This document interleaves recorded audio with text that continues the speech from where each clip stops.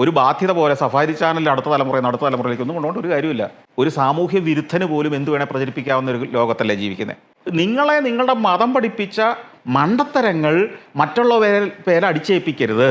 ഈ ഭൂമിയിൽ ഒന്നും ചെയ്യാൻ കഴിവില്ലാത്ത ഒരു ദൈവത്തിന് സ്വർഗത്തിൽ എന്ത് വഴക്കാ ചെയ്യാനാ പറ്റുന്നത്? നിങ്ങൾ ഇന്ന് തേണ്ടിത്തരം കാണിക്കുന്ന ഒരുത്തനെ ഇവിടെ കാണിച്ചതാ. ഈ മതത്തെ കൂട്ടുപിടിച്ചുള്ള രാഷ്ട്രീയത്തിലല്ല നിങ്ങളുടെ ഒന്ന് സ്വപ്നം നടപ്പാകാൻ പോകുന്നത്.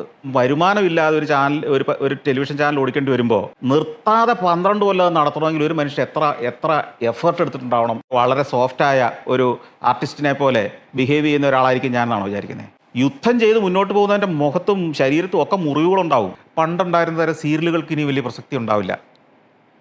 പണ്ടുണ്ടായിരുന്ന തരം ന്യൂസ് റീഡിങ് ഇപ്പോൾ കാണുന്നുണ്ടോ നിങ്ങൾ? പണ്ടുണ്ടായിരുന്ന തരത്തിൽ പത്രം നിങ്ങൾ വായിക്കുന്നുണ്ടോ ഇപ്പോൾ? അപ്പോൾ ഓരോ പ്രോഡക്റ്റിനും ഓരോ കൺസെപ്റ്റിനും ഓരോ കാലഘട്ടമുണ്ട്. അത് കാലം അനുസരിച്ച്, ഇപ്പോൾ ഉദാഹരണത്തിന് സാറ്റലൈറ്റിൽ കൂടെ വരുന്ന കേബിളിലൂടെ വരുന്ന TV ആണോ നിങ്ങൾ ഇന്ന് കാണുന്നത് കൂടുതലും?